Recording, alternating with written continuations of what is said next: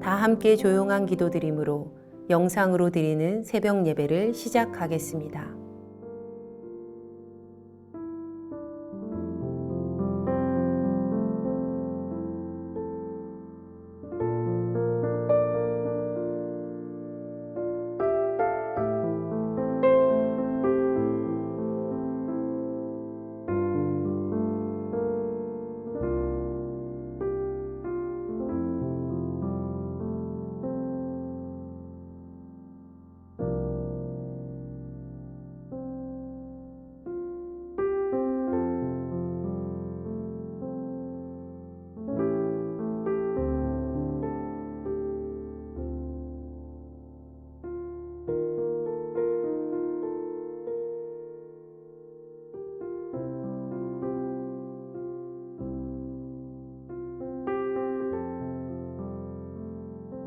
이제 주님 앞에 우리의 죄와 연약함을 고백하며 정결한 마음을 얻기 위해 기도합니다.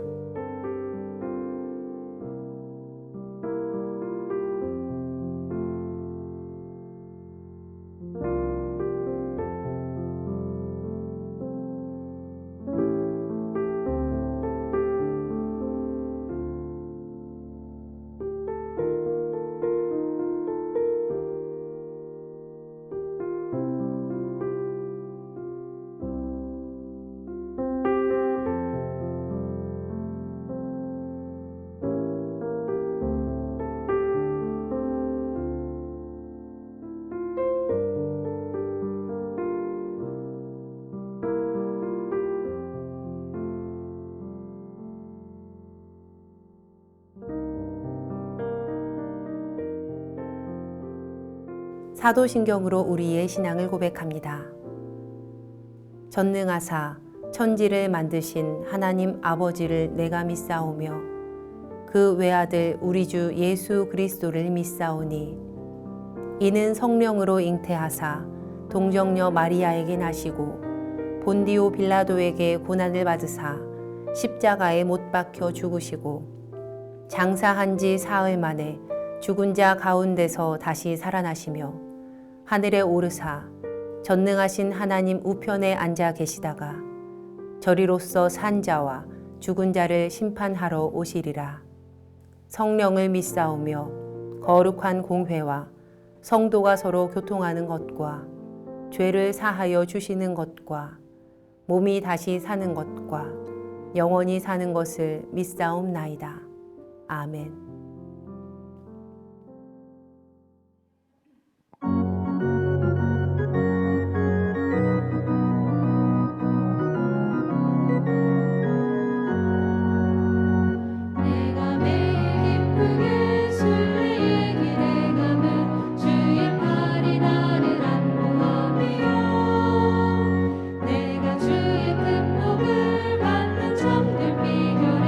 주의 영이 함께하리.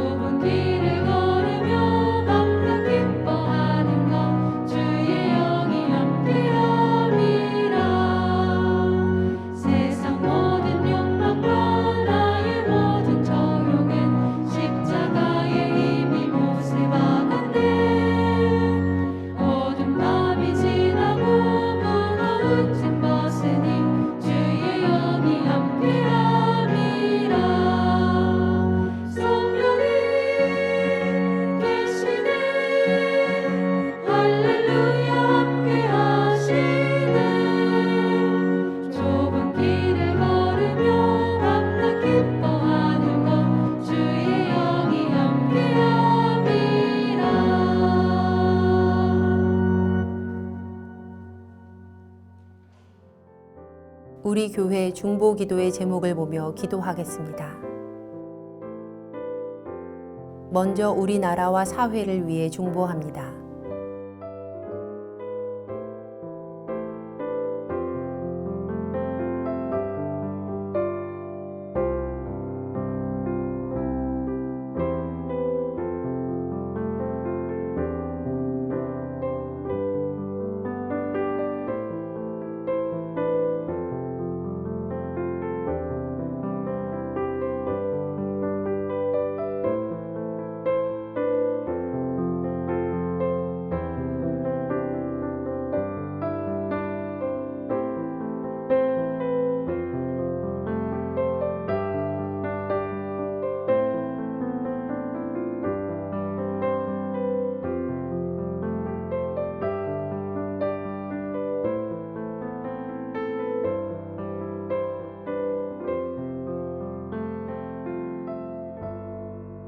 우리 교회와 진행 중인 리모델링을 위해 중보합니다.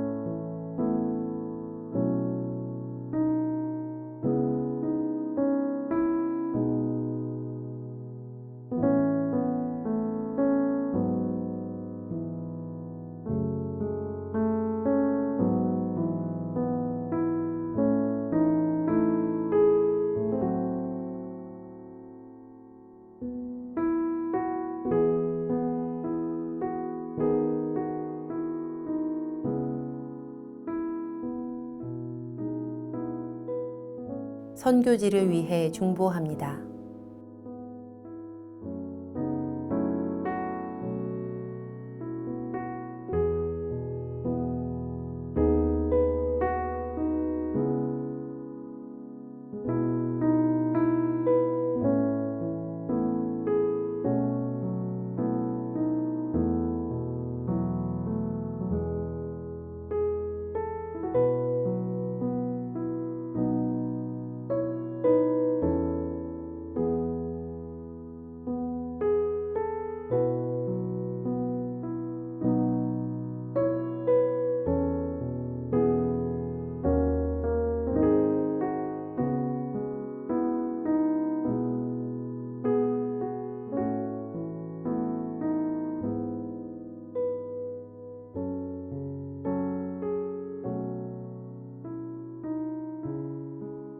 공동 기도문을 보며 한 목소리로 마무리 기도하겠습니다. 우리의 기도를 들으시는 하나님, 이 새벽 하루의 첫 시간을 주님께 드리게 하시니 감사합니다. 우리가 겸손히 마음을 모아 중보하오니 하나님의 선하심과 인자하심을 따라 가장 선한 것으로 응답하여 주시옵소서. 모든 중보의 제목이 하나님의 계획하심을 따라 간증의 열매로 맺힐 것을 믿습니다. 이제 하나님의 말씀을 묵상할 때 주의 자녀들에게 듣는 귀를 허락하시고 하나님의 놀라운 뜻을 깨닫게 하여 주시옵소서. 우리를 구원하신 예수님의 이름으로 기도합니다. 아멘. 오늘 우리에게 주신 하나님의 말씀은 출애굽기 22장 16절로 31절 말씀입니다. 사람이 약혼하지 아니한 처녀를 꾀어 동침하였으면 납폐금을 주고 아내로 삼을 것이요, 만일 처녀의 아버지가 딸을 그에게 주기를 거절하면 그는 처녀에게 납폐금으로 돈을 낼지니라. 너는 무당을 살려두지 말라. 짐승과 행음하는 자는 반드시 죽일지니라. 여호와 외에 다른 신에게 제사를 드리는 자는 멸할지니라. 너는 이방 나그네를 압제하지 말며 그들을 학대하지 말라. 너희도 애굽 땅에서 나그네였음이라. 너는 과부나 고아를 해롭게 하지 말라. 내가 만일 그들을 해롭게 함으로 그들이 내게 부르짖으면 내가 반드시 그 부르짖음을 들으리라. 나의 노가 맹렬함으로 내가 칼로 너희를 죽이리니 너희의 아내는 과부가 되고 너희 자녀는 고아가 되리라. 내가 만일 너와 함께한 내 백성 중에서 가난한 자에게 돈을 구워주면 너는 그에게 채권자 같이 하지 말며 이자를 받지 말 것이며, 내가 만일 이웃의 옷을 전당 잡거든 해가 지기 전에 그에게 돌려보내라. 그것이 유일한 옷이라. 그것이 그의 알몸을 가릴 옷인즉 그가 무엇을 입고 자겠느냐. 그가 내게 부르짖으면 내가 들으리니 나는 자비로운 자임이니라. 너는 재판장을 모독하지 말며 백성의 지도자를 저주하지 말지니라. 너는 내가 추수한 것과 내가 짜낸 즙을 바치기를 더디하지 말지며 내 처음 난 아들들을 내게 줄지며 내 소와 양도 그와 같이 하되 이랫동안 어미와 함께 있게 하다가 여드레 만에 내게 줄지니라. 너희는 내게 거룩한 사람이 될지니 들에서 짐승에게 찢긴 동물의 고기를 먹지 말고 그것을 개에게 던질지니라. 이 말씀을 함께 묵상하겠습니다.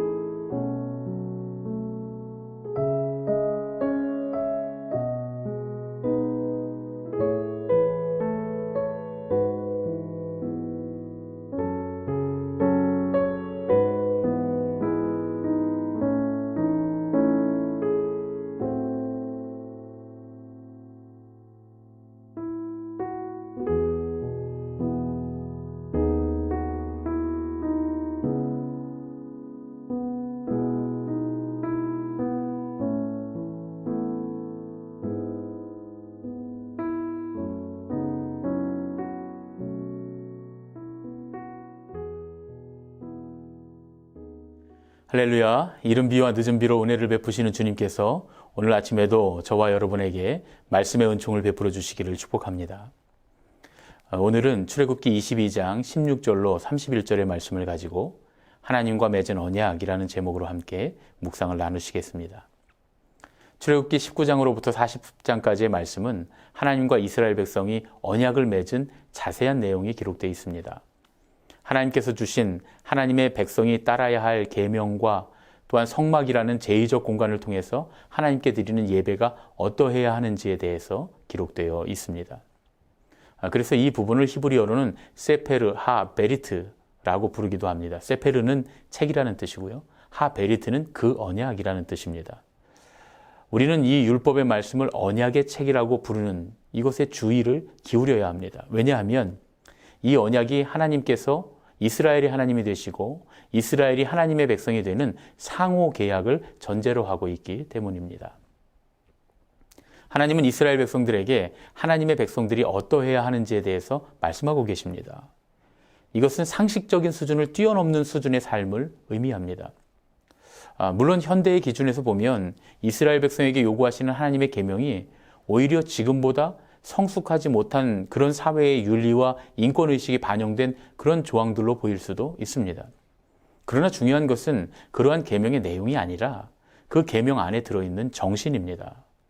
당시의 사회와 비교하면서 그 계명들을 묵상해 보면 이 말씀이 그 당시 사회의 윤리와 인권의식을 훨씬 상회하는 그런 계명들임을 알 수가 있습니다.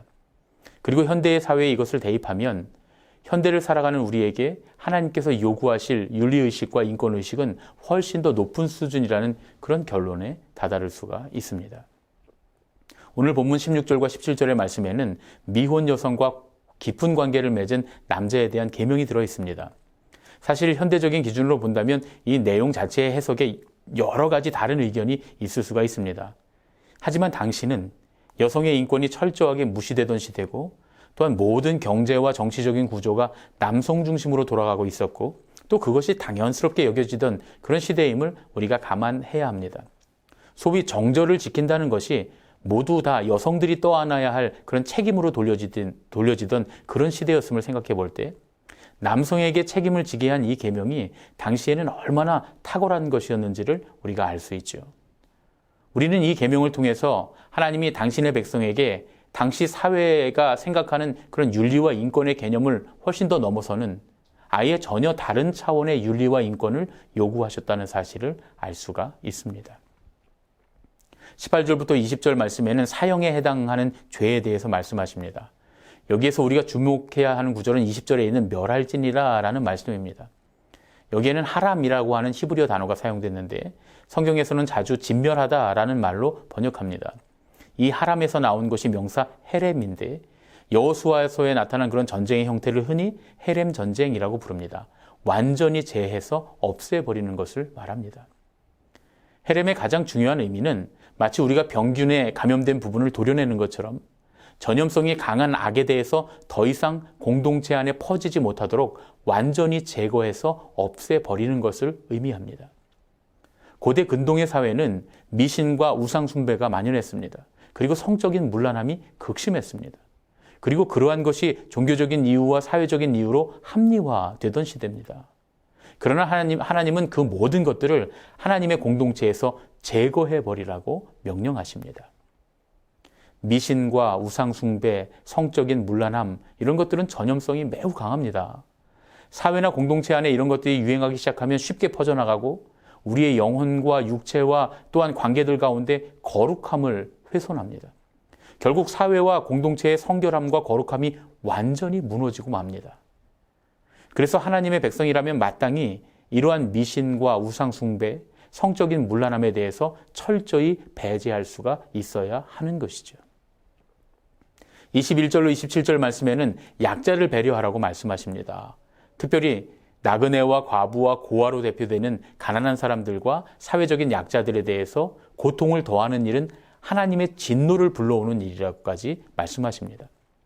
나그네라는 말은 전쟁이나 기근 등의 여러 가지 이유로 자신의 터전을 잃었거나 떠난 사람들을 대표하는 말입니다. 과부와 고아는 당시 가장이 모든 경제와 사회활동을 하던 그런 시대였기 때문에 가장을 잃은 사람들, 즉 경제적으로나 사회적으로 큰 고통을 당하는 사람들을 말합니다. 하나님은 이러한 이들에게 꾸어주되 이자를 받지 말고 빌려주되 가혹한 담보를 하지 말라고 말씀하십니다. 당시 고대 근동의 사회에서는 20%에서 30%의 이자가 마땅하다고 법률로 지정된 그런 사회였습니다. 담보물도 그에 합당해야 했겠죠. 그런데 하나님께서는 그렇게 하지 말라고 말씀하십니다. 나그네에 대해서는 이스라엘 백성이 나그네였던 때를 기억해서 선대하라고 말씀하시죠. 가장을 잃은 가족들에게는 선대하지 않으면 너희 가족들이 그렇게 가장을 잃게 될 것이라고 선언하십니다. 이 계명 안에는 고통당하는 사람들의 입장에 서서 생각해보라고 하는 강력한 메시지가 담겨 있습니다. 사회적 약자들을 타인이 아닌 나 자신 혹은 우리 가족으로서 대하라는 그런 말씀처럼 들리지요. 그런데 가만히 생각해보면 그렇게 하나님 말씀하신 것이 맞습니다. 하나님은 지금 이스라엘 백성들을 당신의 가족으로서 받아들이고 계시는 중이니까요.